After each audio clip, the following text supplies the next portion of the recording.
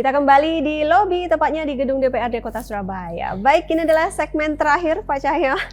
Pak, ini apa yang perlu diperbaiki dan ditingkatkan oleh pemerintah atau pihak terkait ya untuk kemajuan UMKM di Surabaya khususnya? Ya, untuk kemajuan UMKM di Surabaya khususnya untuk pemerintah, yang pertama adalah dukungan transformasi digital atau digitalisasi dalam bertransaksi atau pemasaran dan aktivitas UMKM lainnya itu perlu ditingkatkan.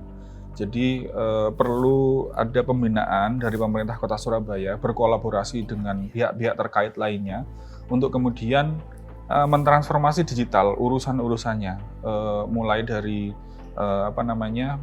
pembayarannya, kemudian pembeliannya itu kalau bisa sudah tertransformasi secara digital.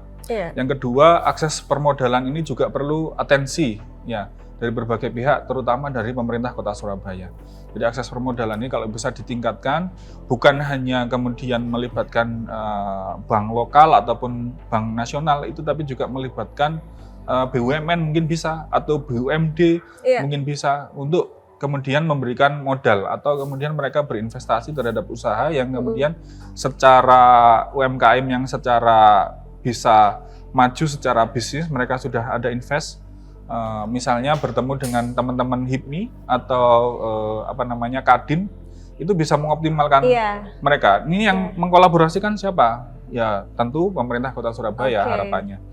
Kemudian pemasaran yang bisa terkoordinasi oleh pemerintah Kota Surabaya. Misalnya rekomendasi makanan kuliner di Surabaya yang bisa didatangi oleh wisatawan ataupun orang-orang luar Surabaya, ataupun orang Surabaya sekalipun ya yang mungkin belum, ternyata makanan ini ada ya di sini yang enak begitu ya. Ada urutannya. Ada urutannya 10 rekomendasi atau berapa rekomendasi yang kemudian kita bisa benchmark atau mencontoh kota Surakarta atau Solo ya. Di Solo itu ada billboard besar ya di tengah-tengah kota Solo itu nulisin sekian makanan khas kuliner kota Solo gitu ya. Ada sate ini, sate Pak Bejo atau siapa-siapa. Sedangkan di Surabaya itu sebenarnya ada begitu. Misalnya saya tadi kasih contoh penyetan Mak Yeye gitu ya.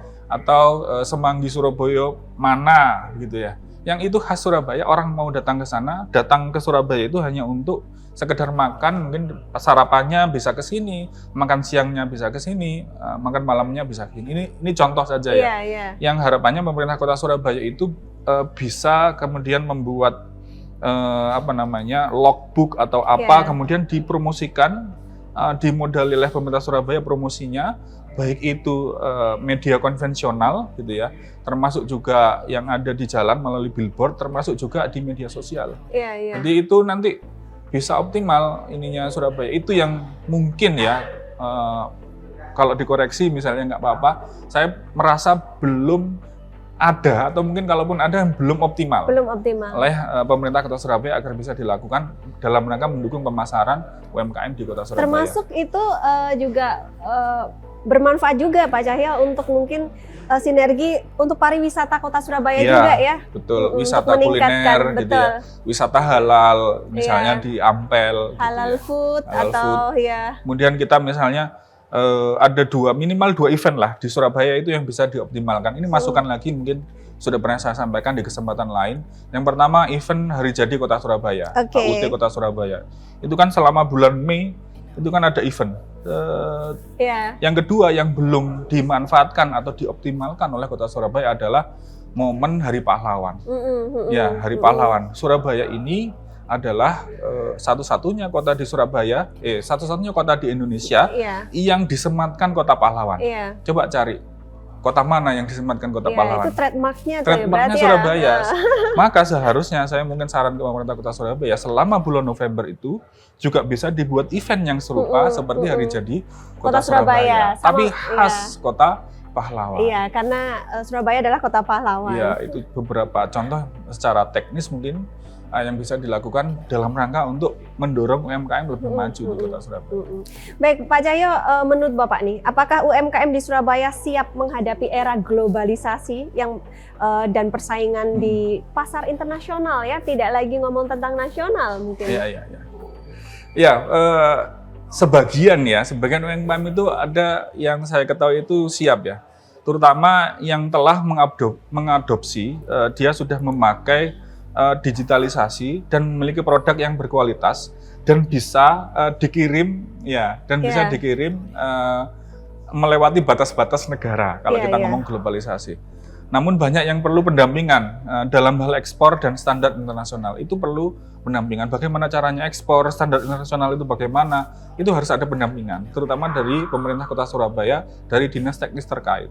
Nah, UMKM Surabaya itu punya potensi besar untuk bersaing di pasar global, terutama dengan dukungan pemerintah, kemudian teknologi digital, ya, termasuk marketplace tadi, itu bisa pakai marketplace internasional seperti Alibaba kemudian Amazon ya, dan seterusnya.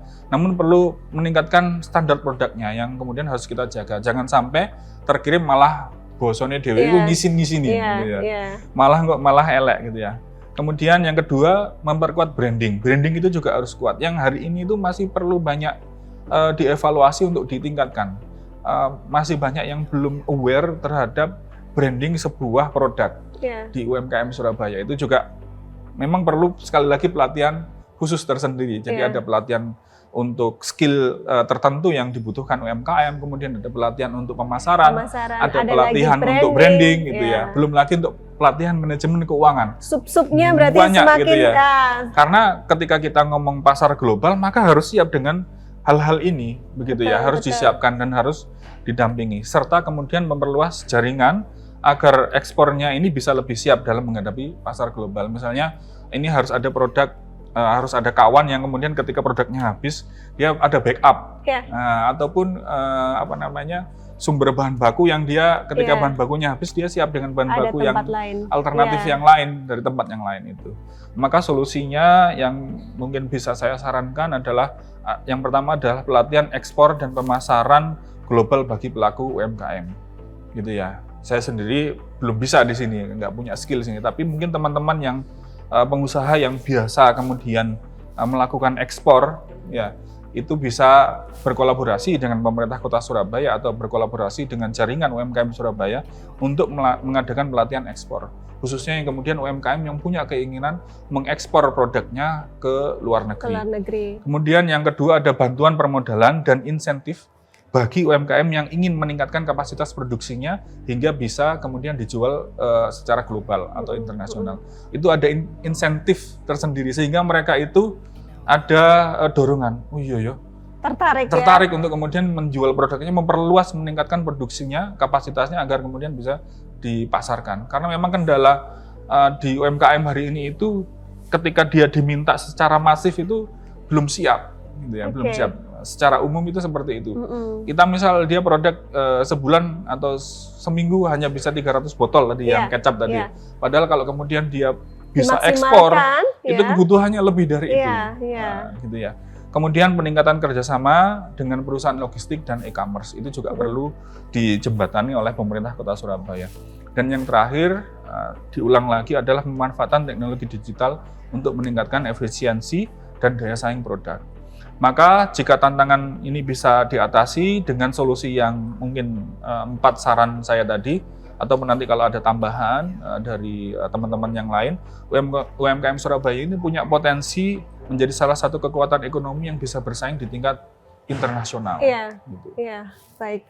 Nah, ini apakah UMKM di Surabaya ini sudah memiliki kesadaran yang cukup, Pak Cahyo, mengenai isu-isu keberlanjutan dan ramah lingkungan, gitu ya, dalam operasionalnya? Ya, ini dalam tahap kesadaran yang mulai meningkat. Nah, jadi yang penting itu adalah mereka aware dulu, sadar bahwa ada isu-isu keberlanjutan dan ramah lingkungan.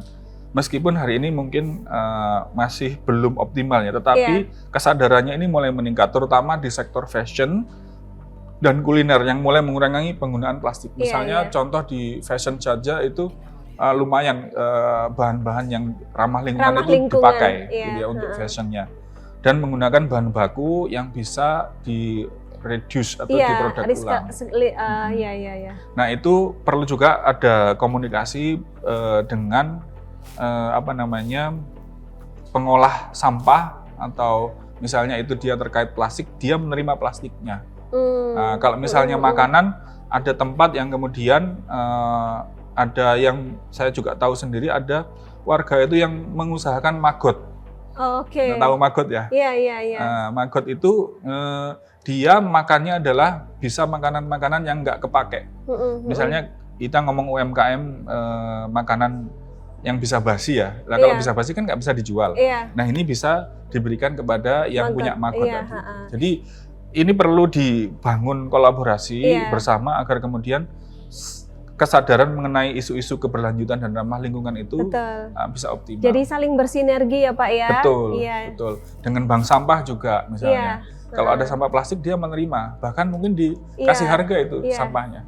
Iya, jadi satu sama lain ya memang menguntungkan gitu ya. Betul. Oke, terakhir ini Pak Cahyo, apa harapan Bapak nih terhadap masa depan UMKM khususnya di Surabaya tentunya dalam beberapa tahun ke depan?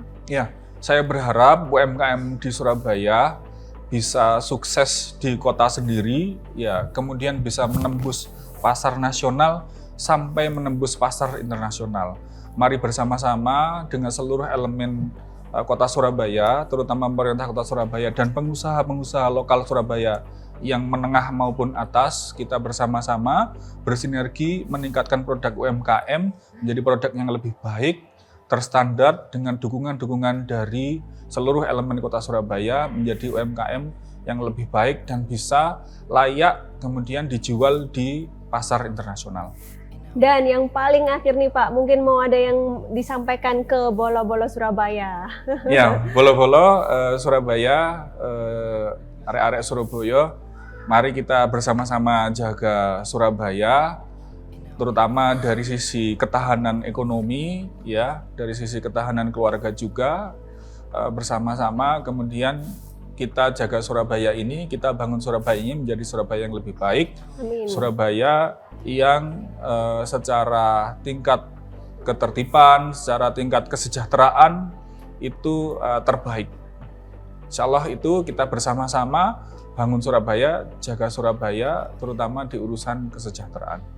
Nah, jangan lupa Bolo beli produk-produk UMKM Surabaya. Ya. Mari kita beli produk UMKM Surabaya. Ada sepatu, ada ini yang baju. Dipakai Pak Cahyo ini saya nih. pakai sepatunya UMKM ini. Ada sepatu, ada baju, ada kuliner, itu banyak produk-produk Surabaya. Iya, baik. Terima kasih Pak Cahyo sudah hadir di lobi kita hari ini. Semoga bermanfaat. Baik Bolo, itu tadi perbincangan kita di lobi. Semoga bermanfaat dengan tema UMKM Kota Surabaya. Kita akan berjumpa lagi di lobi episode mendatang. Saya Ida Ami. Wassalamualaikum warahmatullahi wabarakatuh. Tidak banyak orang yang tapi ada. Itu artinya adalah sebenarnya potensi UMKM sendiri di Kota Surabaya udah dapat ya Pak ya. Oke. Baik. Sebenarnya masih perlu beberapa evaluasi ya, terutama kemudian di urusan pendampingan ya. Iya. Nah, kan ada lagunya itu Semanggi Surabaya. Nah, itu ada ininya, sudah ada produk instannya. Oke. Yang itu bisa dibawa buat oleh-oleh gitu ya.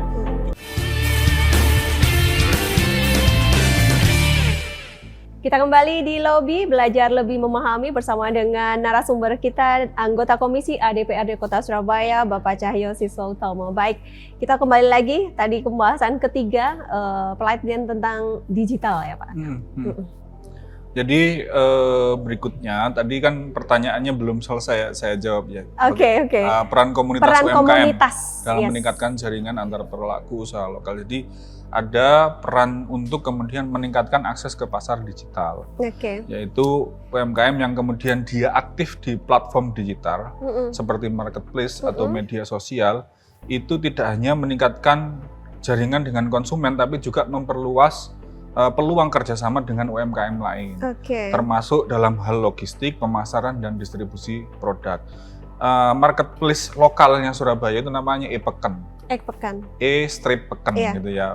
Peken itu pasar, pasar digital gitu ya intinya.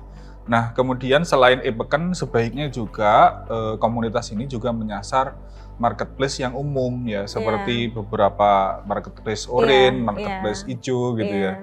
Termasuk juga marketplace global, yang itu sifatnya dia bisa ekspor impor, sehingga beberapa pengusaha itu bisa memakai. Saya pernah bertemu dengan salah satu RT ya, yang dia bekerjanya itu menjual ikan air tawar tapi yang bagus, ikan cupang ya, ikan cupang atau apa ya, itu dia ekspor ke beberapa negara seperti Australia. Di sini mungkin harganya murah ya, tapi ketika dia sampai ekspor itu sudah cukup lumayan, cukup untuk hidupnya dia. Tetapi kemudian informasi yang berharga seperti ini, caranya bagaimana, kemudian bisa menjual melalui marketplace internasional seperti Amazon, Alibaba atau eBay, itu yang kemudian perlu dipelajari lebih lanjut untuk UMKM. Yang juga itu perlu riset gitu ya, apakah kemudian semua UMKM bisa memakai itu atau kemudian tidak, cukup marketplace lokal ataupun marketplace yang sifatnya jangkauannya se-Indonesia. Kemudian yang kelima ada pelatihan dan pendampingan bersama. Ini berharap pemerintah dan berbagai lembaga itu sering mengadakan pelatihan khusus untuk UMKM yang juga menjadi ajang networking bagi pelaku usaha. Jadi ketika ini berkumpul, itu tidak sekedar mendapatkan skill pelatihan, tapi juga berbagi jaringan. Gitu ya. Misalnya ini sesama kue kering misalnya. Oh, kue kering nih, kalau untuk beli bahan yang murah itu di sini, untuk packaging yang murah itu di sini. Nah, itu saling bertukar informasi sehingga mereka bisa optimal ketika membuat suatu produk itu. Nah, misalnya mulai dari bahan kue, packaging, termasuk juga pemasaran. Nanti ada bazar nih di sini, ikut yuk. Nah, itu ketika ada pelatihan bukan hanya sekedar skillnya yang didapatkan, tapi juga jejaringnya untuk kemudian bisa dioptimalkan, bisa berkolaborasi untuk berjualan. Nah, dengan peran-peran seperti ini, UMKM ini kita harapkan tidak hanya menjadi penggerak ekonomi lokal, ya, tetapi juga membangun jejaring bisnis yang lebih luas sehingga menciptakan pertumbuhan ekonomi, terutama pertumbuhan ekonomi di Surabaya yang inklusif dan berkelanjutan. Iya, jadi semakin kuat begitu ya. Iya. Baik, Pak Cahyo tadi menginformasikan bahwa salah satu kendalanya adalah tentang pemasaran, di samping juga modal seperti itu ya di awal tadi segmen.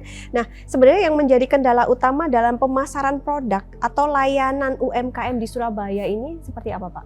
Kalau kendala utama di bab itu ya, di pemasaran produk ataupun layanan UMKM, itu yang pertama adanya kurangnya pemahaman terhadap digital marketing. Ini beberapa UMKM sepertinya belum mengoptimalkan platform digital yang ada. Misal kita sebut saja TikTok gitu ya, ataupun IG, ataupun Shopee Live misalnya.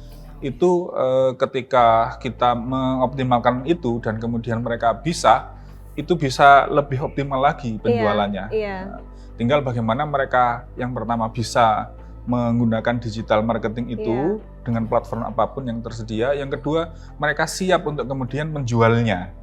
Nah, kalau kemudian ternyata produk mereka itu hanya dijual di lokal Surabaya saja, mungkin kurang pas juga kalau kemudian mereka masuk ke TikTok, karena nanti ketika TikTok apalagi live itu berarti mereka siap untuk mengirim kemana saja. Betul. Gitu ya, yang perlu diperhatikan itu. Yang kedua, kendala utamanya untuk pemasaran produk sama UMKM, layanan UMKM di Surabaya itu ada persaingan yang ketat.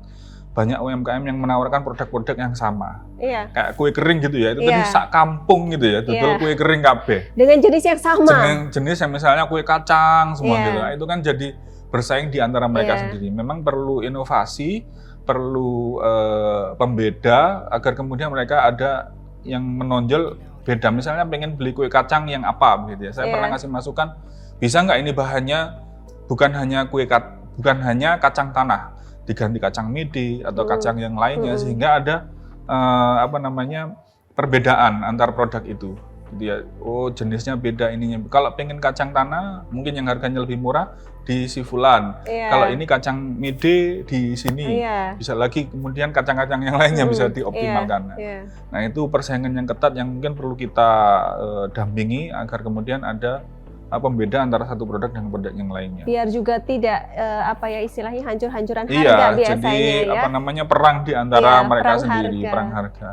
Kemudian yang berikutnya kendala utama itu modal ya, sekali lagi modal untuk promosi. Bukan sekedar modal untuk usahanya, tapi modal untuk promosi. Untuk promosi pemasaran itu butuh modal. Betul. Yang terkadang mereka itu tidak memperhatikan bahwa untuk promosi itu membutuhkan modal. Misalnya ngasih sampel, nah itu mereka nggak sediakan sampel itu. Harusnya ada sampel atau tester yang kemudian bisa dikuatkan. Ini Pak dicoba dulu, oh enak, nah ini produknya yang ini coba dulu gitu. Yang kemudian itu harus juga diadakan modal-modal untuk promosi.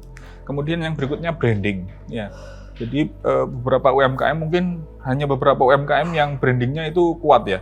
Tapi sebagian UMKM itu belum memiliki identitas merek atau branding yang kuat. Beberapa itu, bukan beberapa ya, saya sering kali mendapat itu mereka ketika menawarkan kue kering begitu ya, itu tidak kuat brandingnya, mohon maaf, asal nempel stiker gitu ya, iki mereknya opo, kemudian nomor HP atau WhatsApp atau yang kontak yang bisa dihubungi itu kadang nggak ada.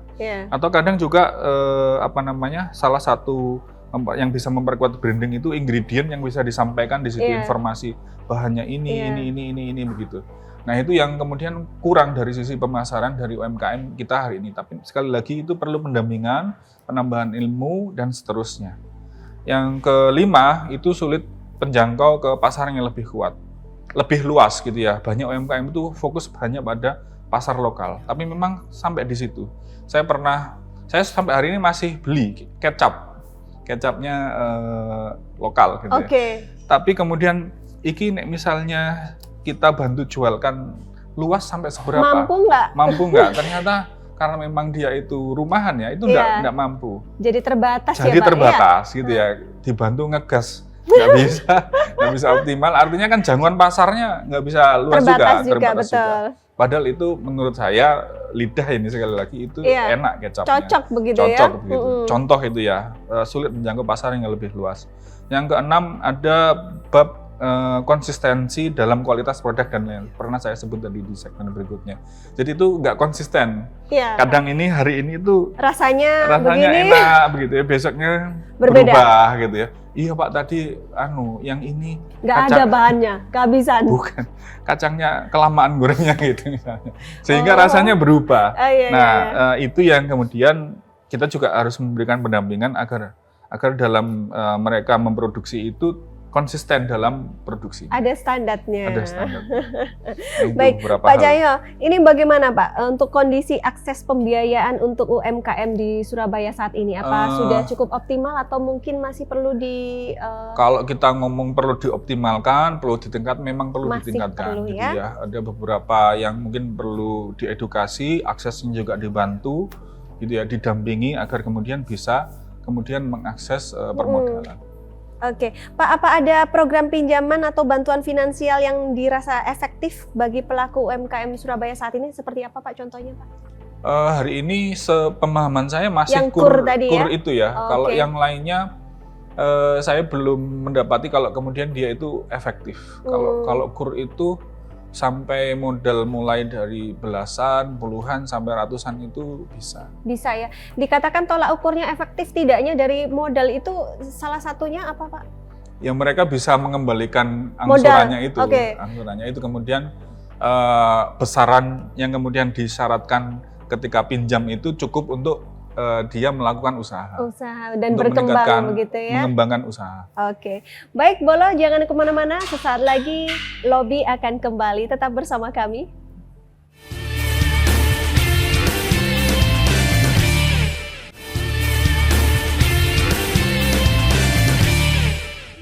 Kita kembali di Lobby, belajar lebih memahami. Oke, Pak Cahyo membahas tentang kekuatan utama dari UMKM dan juga supaya bisa bertahan dan berkembang tadi Pak.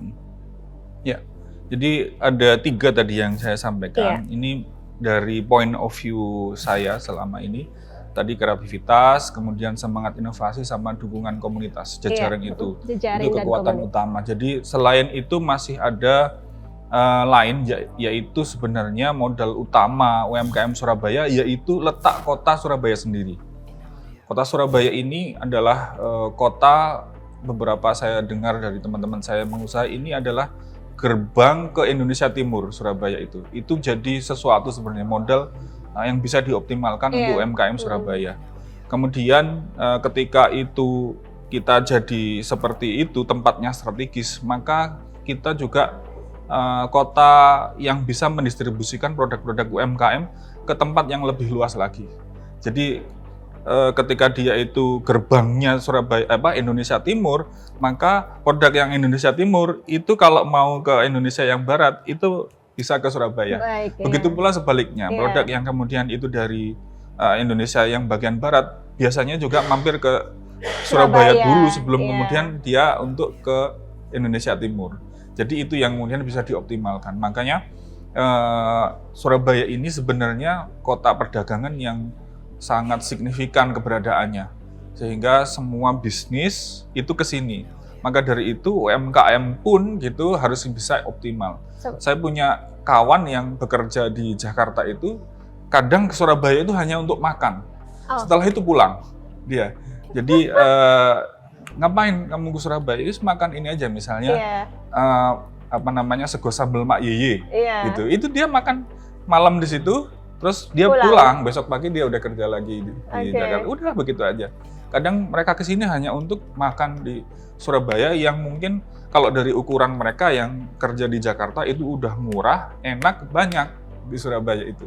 Iya, walaupun lebih banyak ongkosnya. Iya, lebih besar ongkosnya daripada kemudian makan sepiringnya. Iya, gitu. Ya tentu saja memang tidak banyak orang yang tapi ada. Itu artinya adalah sebenarnya potensi UMKM sendiri di Kota Surabaya udah dapat ya Pak ya.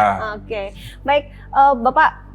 Melihat peran sendiri untuk peran pemerintah Kota Surabaya dalam mendukung UMKM untuk saat ini apa sudah maksimal atau mungkin ada rencana-rencana ke depan yang mau ditambahkan lagi untuk mendukung UMKM Surabaya, Pak? Ya, saya pernah mengetahui gitu ya, semoga masih ada programnya. Ada program dari pemerintah Kota Surabaya bekerjasama dengan Bank Jatim itu memberikan KUR dengan bunga yang rendah atau interest rate bagi UMKM. Itu yang rendah. Yang kedua adalah kemudahan izin usaha melalui OSS, Online Single Submission. Ini pemerintah Kota Surabaya mempermudah legalisasi UMKM agar kemudian lebih banyak usaha kecil yang memiliki nomor induk berusaha. Kemudian yang ketiga ada gagasan penguatan ekosistem digital untuk UMKM. Sehingga pemerintah Kota Surabaya itu mendorong UMKM itu masuk ke marketplace melalui banyak media sosial. Salah satunya nanti ada program namanya e-Pakken itu. Itu beberapa yang kemudian pemerintah Kota Surabaya mendukung UMKM itu. Salah satunya atau 3 hal tadi yang minimal dikerjakan oleh pemerintah Kota Surabaya selain pendampingan secara intensif kepada UMKM. Berkala ya Pak ya? Sejauh ini berjalan sudah cukup bagus atau mungkin ada yang? Sebenarnya masih perlu beberapa evaluasi terutama kemudian di urusan pendampingan ya. Maka dari itu tadi saya sempat sampaikan pendampingan ini tidak hanya dari pemerintah Kota Surabaya, Pemkot ini menjadi jembatan kolaborasi dengan pengusaha yang level atau jenjangnya itu di atasnya. Sehingga pendampingan kepada UMKM ini optimal. Kalau pendamping UMKM ini berasal dari orang yang tidak berkecimpung di bidangnya, akan sulit. Hanya teori-teori saja yang nyampe. Tapi kalau kemudian ini didampingi oleh pengusaha yang jenjangnya itu di atasnya, dan dia mau berbagi ilmu kepada UMKM, itu lebih baik lagi. Itu yang mungkin perlu dievaluasi supaya lebih optimal. Saling bersinergi jadi ya.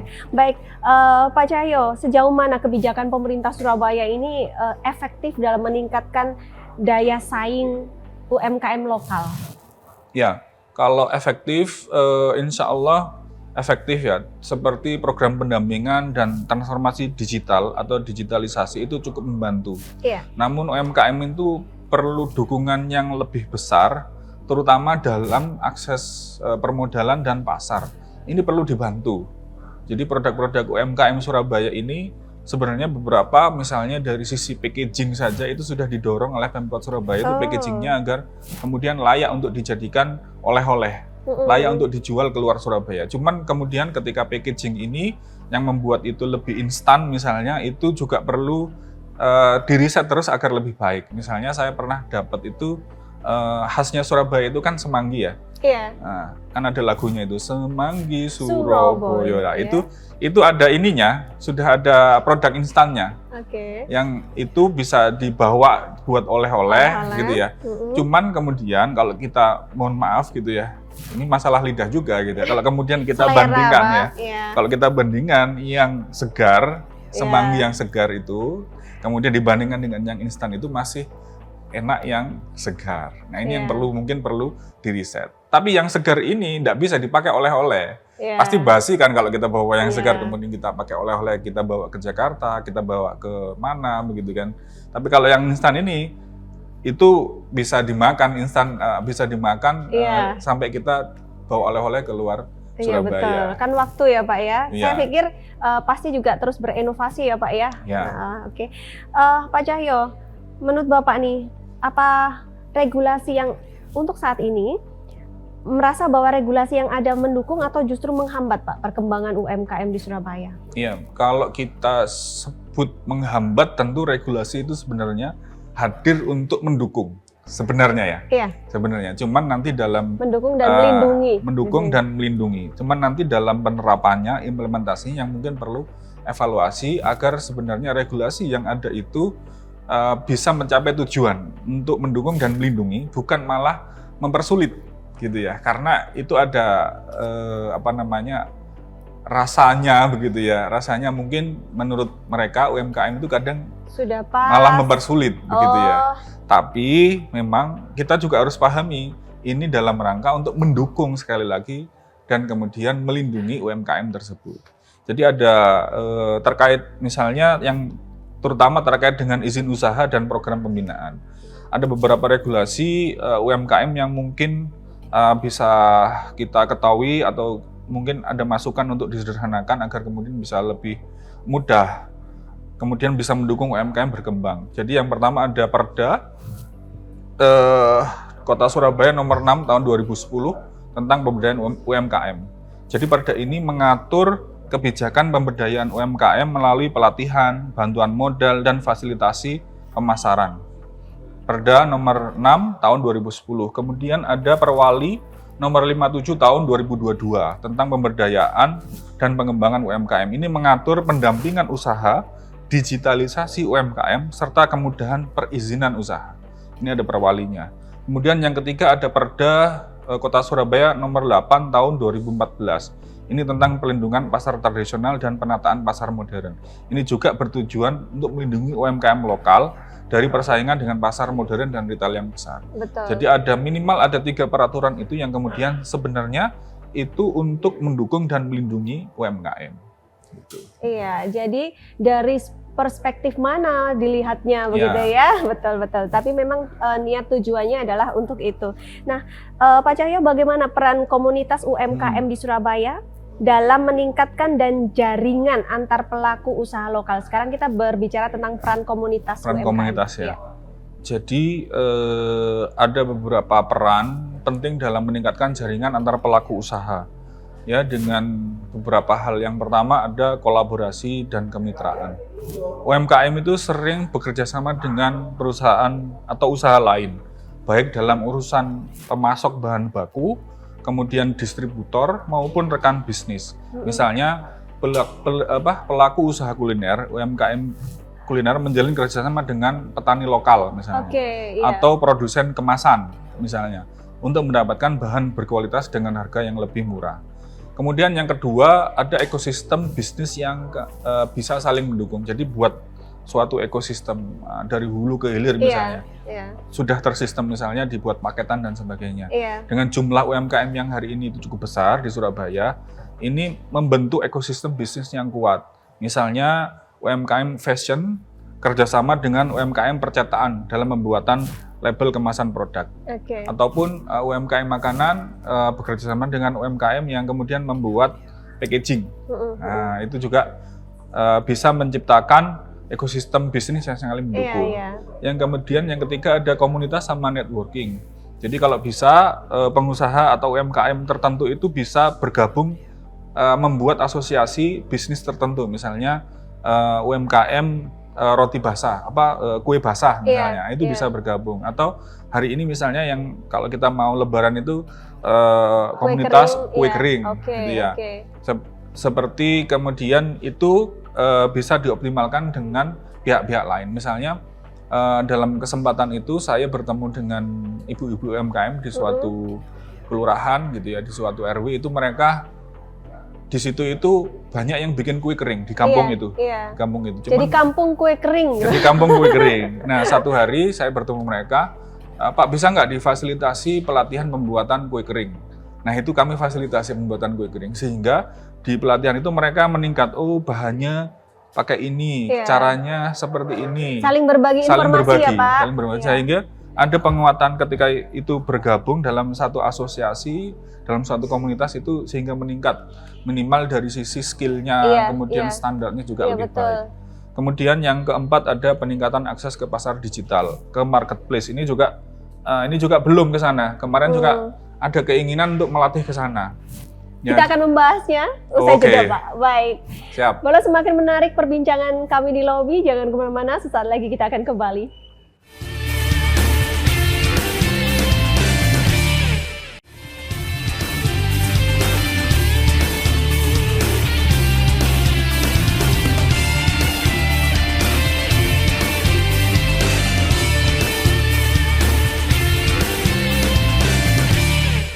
Assalamualaikum, apa kabar Bolos? Senang sekali saya Ida Ami dapat kembali menemani Anda di Lobi, belajar lebih memahami. Lobi kali ini merupakan kerjasama antara Arek TV dengan DPRD Kota Surabaya. Dan tema Lobi kita hari ini adalah UMKM Kota Surabaya. Kita akan membahasnya bersama dengan narasumber yang sudah hadir di tengah-tengah kita. Beliau adalah anggota Komisi A DPRD Kota Surabaya, Bapak Cahyo Siswa Utama. Apa kabar Bapak? Alhamdulillah, baik. Sehat ya? Wow, luar biasa. Baik, tema lobi kita hari ini adalah UMKM Kota Surabaya. Hal ini sering kita perbincang, apalagi pada saat dulu khusus pada saat pasca pandemi dan sekarang, ya betul ya Pak ya. Nah, kalau menurut Pak Cahyo sendiri, bagaimana kondisi UMKM saat ini di Kota Surabaya? Ya. Kondisi UMKM setahun belakang insya Allah terus berkembang ya. Jadi setahun belakang, selama setahun terakhir, UMKM di Surabaya itu ada perkembangan yang signifikan. Misal pada September 2024, Wali Kota Eri Cahyadi melaporkan bahwa jumlah UMKM di Surabaya ini meningkat 30% jika dibandingkan tahun 2023. Peningkatan ini bisa dilihat tercermin dari jumlah nomor induk berusaha yang dikeluarkan oleh pemerintah Kota Surabaya. Nah, selain itu, untuk mendukung pertumbuhannya ini ada berbagai program pendampingan dan pelatihan dilaksanakan. Misal pada Oktober 2024, UGM bekerjasama dengan Kementerian Koperasi dan UKM Republik Indonesia itu menyelenggarakan program pendampingan usaha mikro mandiri 2024 di Surabaya. Nah, program ini bertujuan untuk meningkatkan daya saing UMKM melalui pelatihan dan pendampingan yang intensif. Nah, selain itu pada sebelumnya itu ada Halal Festival pada Agustus 2024. Ini juga ditujukan untuk mendorong UMKM. Nah, dari sekian itu menunjukkan bahwa UMKM di Surabaya ini selama setahun terakhir ini ada peningkatan yang cukup signifikan. 30% ini kira-kira kalau dilihat lebih banyak UKM di jenis apa Pak? Kuliner mungkin atau? Iya, UKM saya belum mendapatkan data realnya berapa ya. Cuman kalau kita lihat secara kasat mata saja yang paling banyak itu bergerak di bidang kuliner, kemudian ada beberapa juga di fashion juga ya. Ataupun usaha yang lain. Tapi yang paling signifikan yang sering nampak ini ada di bidang kuliner sebenarnya. Baik. Jadi sektor jenis usaha UMKM yang berkembang di 1 tahun ini adalah UMKM begitu ya.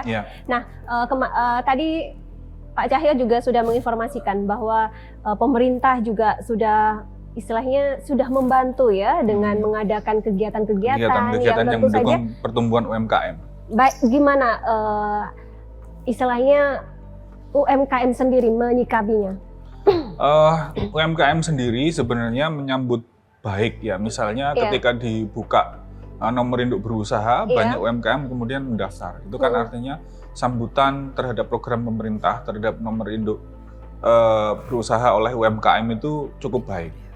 Yang perlu kita dorong lagi itu adalah bagaimana pendampingan dari sisi pemerintah Kota Surabaya itu lebih mendorong untuk meningkatkan performa dari UMKM. Jadi dia tidak sekedar eksis tapi tumbuh dan berkembang UMKM tersebut. Setiap kali ada acara seperti ini, mungkin yang tadi seperti di September gitu ya, di Agustus seperti di Halal Festival, hal-hal yang seperti ini informasinya lewat apa Pak? Atau mungkin ada dan batasan-batasan dari owner UMKM ini seperti apa? Atau semua boleh ikut atau bagaimana?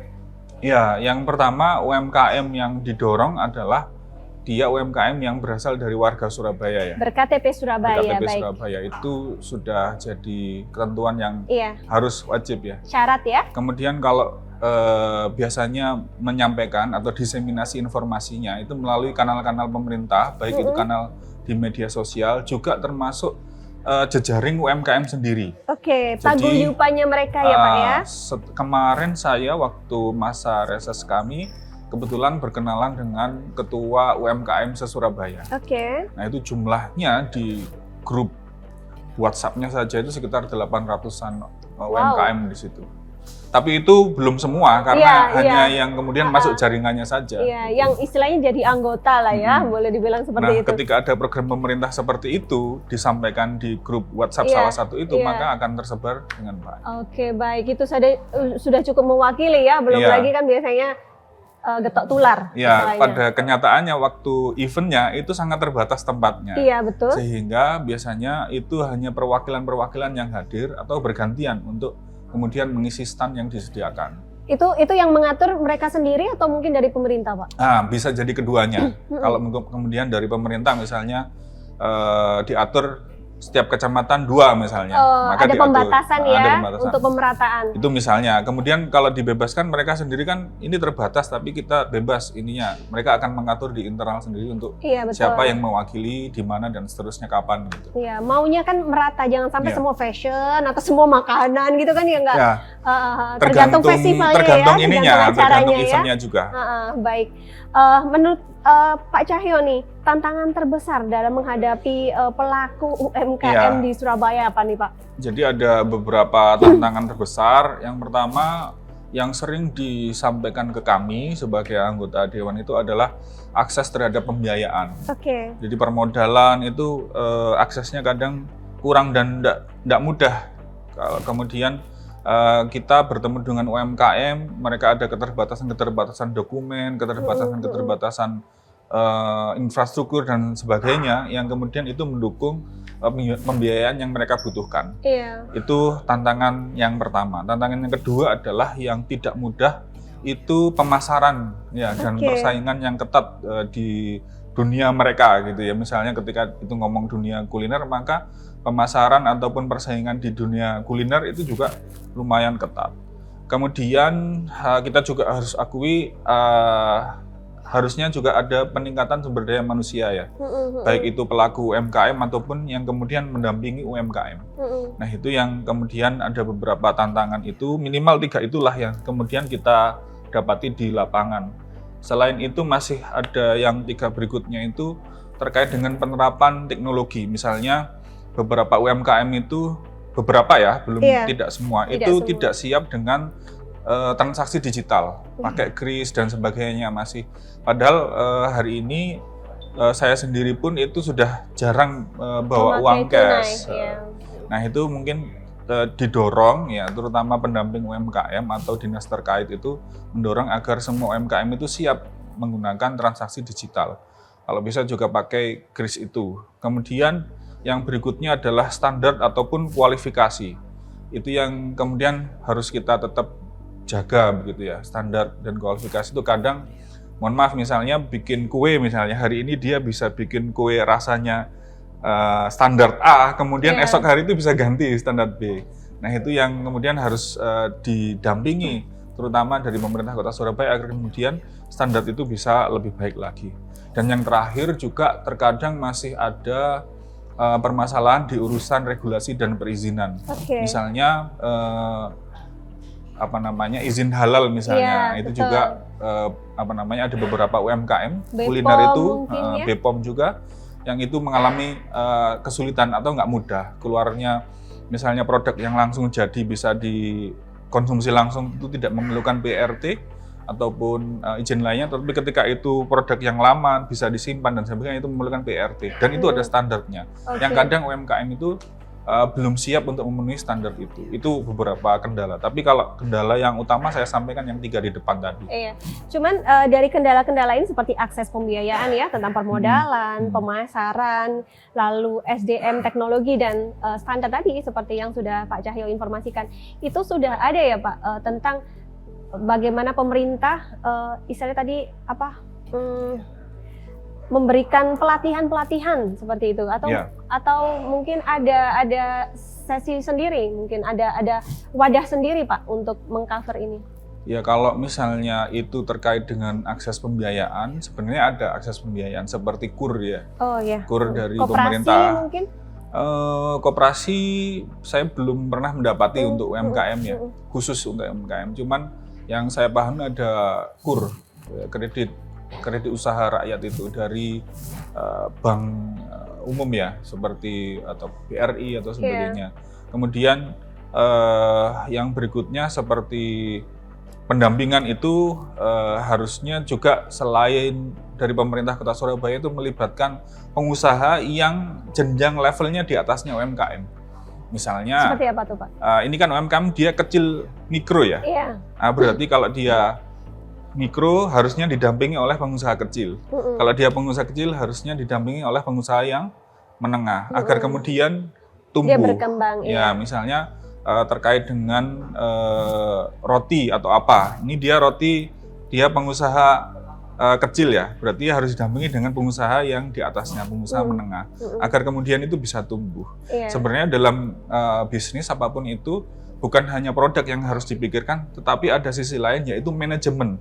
Mulai dari manajemen keuangan, manajemen SDM, manajemen pemasaran, itu yang mungkin belum terlalu kompleks dimiliki oleh usaha kecil dan menengah. Usaha kecil dan mikro. Yang itu yang dimiliki sudah biasanya usaha menengah ke atas. Gitu ya. Mungkin karena juga pengalaman, kemudian dukungan SDM yang lebih itu memang perlu ditingkatkan. Terus ditingkatkan ya Pak ya. Baik Pak Cahyo, menurut Bapak nih, apa sih yang menjadi kekuatan utama begitu ya bagi UMKM di Surabaya sehingga bisa bertahan dan berkembang? Secara kita tahu pasti dulu Surabaya, tidak hanya Surabaya, semuanya mengalami masa yang sulit begitu ya, khususnya UMKM. Ya, sebenarnya kalau saya melihat dari UMKM yang masih eksis sampai hari ini, yang paling kelihatan itu adalah UMKM yang mempunyai kreativitas dan semangat inovasi. Jadi ketika UMKM itu punya kreativitas, kemudian semangat inovasi, mereka akan bertahan di usahanya itu. Apapun itu, kalau kemudian ada perkembangan zaman dan sebagainya, ketika suatu usaha itu tidak punya kreativitas, tidak punya inovasi yang cukup, maka bisa-bisa dia akan tergilas oleh zaman, gitu ya. Karena zaman ini terus bergerak, kemudian rasa itu yang kalau dulu ini dia yang terenak misalnya, misalnya bebek apa gitu yang terenak hari ini, nanti di kemudian hari sudah banyak bebek-bebek yang sama rasanya dan mungkin harganya lebih murah gitu ya, sehingga dia harus berinovasi, berarti harus tak apain nih produk saya. Itulah yang kemudian juga harus ada namanya riset and development dalam suatu usaha. Usaha ya, termasuk juga pada saat kita tahu pada saat masa sulit dulu juga banyak sekali UMKM yang mungkin berinovasi gitu ya, apa yang laku sekarang gitu ya Pak ya, kalau mau bertahan seperti itu. Satu lagi mungkin adalah selain kreativitas dan semangat inovasi itu adalah jejaring komunitas. Itu mereka bisa saling menguatkan. Bisa saling menguatkan ketika ada kesempatan, aku nggak bisa datang nih di event ini, bisa nggak ada yang gantikan. Nah itu jejaring seperti itu bisa saling menguatkan. Misalnya bertukar resep, aku punya resep baru nih untuk kue kering hari ini, beberapa hari lagi kita mau Ramadan, itu bisa bertukar resep untuk saling menguatkan. Jadi yang berikutnya selain kreativitas dan semangat inovasi adalah jejaring betul. sesama komunitas UMKM. Karena yang penting adalah informasi ya Pak ya juga ya. Baik, menarik sekali. Bolo, jangan kemana-mana. Sesaat lagi Lobby akan kembali. Tetap bersama kami.